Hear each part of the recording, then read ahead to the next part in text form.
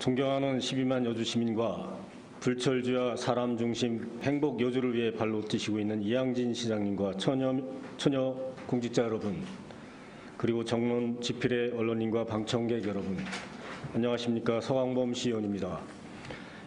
이양진 여주시장님은 연초부터 읍면동 새 영농설계교육장에서 여주시에 거주하시는 어르신들을 위해 매일 따뜻한 밥 한 끼 식사 제공을 약속하셨습니다. 올해 4월 말 기준으로 여주시에 거주하는 내국인 기준으로 65세 이상 어르신은 총 22,279명으로 여주시 인구의 20.05%로 초고령화 사회에 진입하였습니다. 이분들에게 매일 밥 한 끼 식사를 제공한다면 약 400억 원이 넘을 것으로 예상됩니다. 시 재정으로 보아 우려가 되어 예산팀에도 질의한 적이 있었는데 과연 현실적으로 매일 밥 한 끼를 제공할 수 있다고 생각하시는지요? 경로당 322개소에 지원되고 있는 각종 지원비가 약 23억 원에 이르고 있는 것으로 알고 있습니다. 지금 이 상황에서 매일 따뜻한 밥 한 끼를 어떻게 제공할 계획이 있으신지, 그리고 400억 원의 예산을 어떻게 확보하여 지원하실 계획이 있는지 답변하여 주시기 바랍니다. 또한 선택적 복지 차원이 아니라 보편적 복지 차원에서 65세 어르신 모두에게 제공한 것인데 그 관련 근거는 어떤 것인지 묻겠습니다. 만약 연초부터 약속하신 따뜻한 밥 한 끼를 매일 제공하기 어렵다면 지금부터라도 수정해서 다른 방법으로 지원할 용의가 있으신지에 대해 답변하시기 바랍니다. 당초에 잘못된 계획은 중간에 수정하여 발표한다면 충분히 어르신들도 이해하시리라 믿습니다. 본 의원은 처음부터 무리한 계획이라고 보고 있었으며 이를 받아들여서 보다 효율적인 운영 방법을 강구해서 어르신분들의 이해를 받기를 바랍니다. 감사합니다. 네, 의원님 답변 드리겠습니다. 네. 의원님이 말씀하시는 건 제가 지금 가장 고민하는 지점을 딱 질문해 주셨어요. 감사드립니다. 먼저 이제 따뜻한 밥 한 끼를 왜 하게 됐는지에 대한 이야기를 먼저 드리면요. 돌아다녀 보니 이제 어르신들께 여쭤봤어요. 이제 아까 말씀드린 거에 따르면 한 분이나 두 분이 사시는데요. 실제 이분들께 말씀드렸어요. 나중에 이제 병이 드시거나 치매에 안타깝게도 되시면 자녀분들이 내려오실 분 몇 분이나 되십니까? 열에 한두 분이 안 됩니다. 거의 이제 노인 빈곤율은 이제 OECD 기준에서도 우리가 굉장히 높을 뿐 아니라 노인 자살률은 거의 세계 1위에 가깝게 되어 있는데요.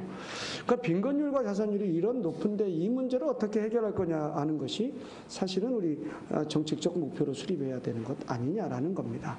그러니까 현재 있는 틀에서 이걸 할 수 있느냐 없느냐를 보는 것은 그것은 그냥 자잘한 변화라고 저는 생각하고요. 정말 높은 수준의 목표를 세우고 그 목표를 향해서 우리 공직자 분들과 우리 시민 모두가 의원님들 포함해서 함께 노력한다면 이것이 바로 우리 획기적인 정책 실현이 아닐까 싶어서 세상이 행복한 한 끼 식사의 목표를 했다라고 말씀드리겠고요. 금방 의원님이 말씀하신 것처럼 수백억 원의 재원이 들어갈 수 있는 사업임은 분명합니다. 근데 먼저 말씀드린 건 전면 시행이 아니라 단계적 시행이다. 이렇게 말씀드리겠고요. 이 단계적 시행은 시민들의 자발적 참여와 공직자들의 헌신적 노력에 의해서 이것이 될 것이다 라고 말씀드리겠고요. 이것은 전국적으로도 예가 없는 것이라 아마 여주시 공직자들의 노력은 가히 눈물겹도록 노력을 하셔야 되지 않을까 싶습니다. 그것은 내 부모를 모시는 것과 같은 노력이어야 가능하다라고 생각됩니다. 이렇게 생각하고 이 문제를 하게 된 또 하나 얘기는요. 보건소에서 사실은 정책 목표를 봤더니 이렇게 되어 있습니다. 아프면 약 주고 병들면 병원에는 보여줍니다. 근데 그 앞에 전제가 없다는 겁니다. 왜 아픈지, 왜 병든지에 대한 얘기가 없습니다. 뭐냐면 배고파서 아프고, 배고프고 함께 우리가 이렇게 공유하지 못해서 의사소통하고 같이 공간을 나눌 수가 없어서 그런 문제가 저는 발생한다라고 이해하고 있고요.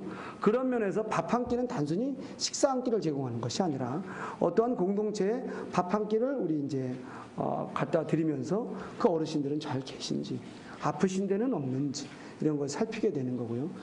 그런 면에서는 총체적 복지의 하나의 핵심으로 따뜻한 밥 한 끼, 세상 행복한 밥 한 끼 식사가 있다라고 말씀드리겠습니다. 금방 말씀하신 것처럼 이게 제도적인 문제가 있느냐 여부에 대해서 좀 답변을 드리면요.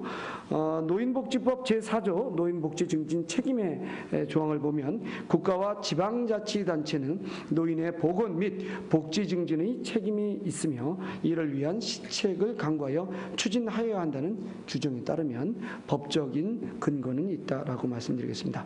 또한 이건 이제 보편적 복지라고 해서 원하시는 분들에게 이제 식사를 제공하는 문제여서 이거는 사실은 선거법 여부를 따져봐야 되겠는데요.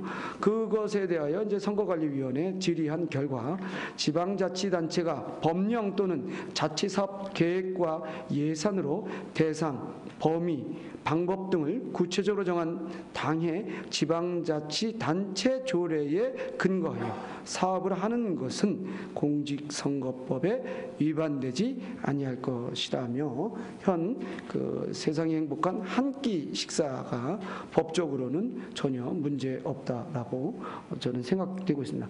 또 하나는 이제 이 재원에 대한 이야기인데요. 바로 이 재원을 마련하기 위해서 우리 예산부처에서는 다양하게 예산을 분석하고 있다라고 말씀드리겠는데요. 이게 조금 약간 추상적인 예를 들어서 좀 죄송한데요. 우리 집안 살림도 보면 이게 불필요한 것들 또는 덜 중요한 것들을 이렇게 좀 정리하면 한 10% 정도 이렇게 재원을 마련하게 됩니다. 우리 여주시의 예산을 결산으로 기준으로 하면 1,000억이 넘었습니다. 따라서 이것이 1조 죄송합니다. 1조입니다. 1조가 넘었습니다. 그러면 이제 이것은 이제 단순 산술적으로 한 5%만 우리가 개선한다고 하면 500억 원이 나오고요. 또 제가 이따가 또 다른 의원님께서 태양광에 대해서 질문하시는데 바로 그런 측면에서 태양광 사업도 구성하고 있다라고 말씀드리겠습니다. 의원님 말씀에 다시 한번 정리하여 말씀드리면 세상이 행복한 한 끼 식사는 어떤 노인분들에게 그냥 밥 한 끼를 드리는 것이 아니라 대한민국 사회가 안고 있는 저출산 초고령화 사회에 대한 총체적 대응을 하기 위한 사업이고 이 사업은 여주시같이 실제는 수도권 지역에서도 굉장히 소외받는 지역에서는 지금 고령화사회에 초고령화사회에 진입한 여주시에서는 특단의 조치가 아닌 것이고요. 의원님이 말씀하신 바로 그 고개를 넘어야 되니 의원님께서 함께 해주시고 또 저희가 미처 생각하지 못하는 걸 지적해 주신다면 그걸 고민하여 이 사업을 성공시켜야 되지 않겠나 싶습니다. 답변 말씀드렸습니다. 서강 의원님 보충 하시겠습니까? 예, 질문하겠습니다. 그러면 이 사업은 계속 추진할 계획이시고 네. 돈이 400억이 들어가든 500억이 들어가든 계속 진행하실 계획이시라는 말씀이신가요? 네, 지금 단계적 추진이라고 말씀드려서 바로 이제 400억은 아니고요. 지금 이제 계획 단계인데요. 먼저 이제 시범 마을을 하나 해야 되지 않을까 싶고요. 지금 이제 이거는 구상 단계의 이야기이기 때문에 확정된 건 아닙니다. 또 하나는 제가 놀라운 헌신성을 보는 게 이제 종교 단체의 헌신상이에요. 종교 조직에 보시면 종교에 계신 목사님이나 이런 분들의 헌신은 아주 대단하시더라고요. 그래서 이런 기존에 있는 공동체들과 협업하면서 이쪽에서 어려운 분들을 찾는 데는 아주 탁월하시거든요. 그러면서 가장 어렵고 힘드신 분들을 우선 세상이 행복한 밥 한 끼 식사를 하고 이것이 서서히 확장하면서 이것이 시스템화, 제도화, 그다음에 체계화를 하도록 하겠고요. 이것은 우리 예산이 허용하는 범위 내에서 순차적으로 계획을 세워 하겠다라고 말씀드리겠습니다. 그러니까 연초부터 말씀하셨는데 이제 다시 계획을 세워서 실행할 계획이시라고요? 그렇게 이해해도 되겠습니까? 의원님 제가 죄송한데요. 이 계획 정도는 너무나 크고 방대해서 그냥 몇 달 내에 되는 것은 아닙니다. 그러니까 이제 정말 복잡합니다. 계획이 좀 제가 연초에 말씀드릴 때도요. 이건 워낙 광대한 사업이라 이 시행서부터 계속 이어갈 때 사실 또 시행착오도 우리는 겪을 수밖에 없지 않나라는 그런 것도 말씀드립니다. 여주 시민을 대표하시는 시장님이 말씀하시는 파급 효과가 엄청 큰 걸 알고 있는데요. 네, 네. 어떤 계획이 불확실한 상태에서 시민들한테 이미 공표를 하면 우리 시민들은 당연히 그걸 실행하는 걸 알고 있지 않습니까? 그래서 네, 네. 어떤 계획을 짜시면 좀 더 충분히 검토하시고 발표하실 때 미리 좀 그런 준비가 철저해야 되지 않나 이런 우려 때문에 지금 말씀드린 거고요. 네, 네. 제가 이제 마지막으로 말씀드린 아까 이보계 의원님도 말씀드렸지만 시장님이 말씀하신 부분입니다. 무리한 추진은 무리한 결과를 낳을 수도 있습니다. 네, 네. 그래서 우리가 예산을 사용하는데 적재적소 정말 효율적으로 사용해야지 시 예산이라도 무조건 복지를 무조건 묻지도 않고 따지도 않고 이렇게 주는 그런 예산은 시민들이 원치 않을까 이렇게 생각이 듭니다.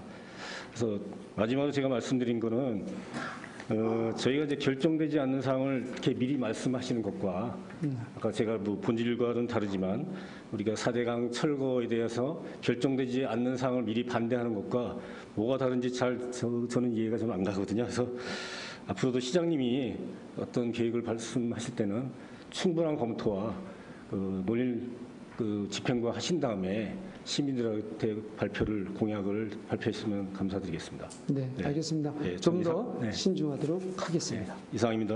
네, 고맙습니다.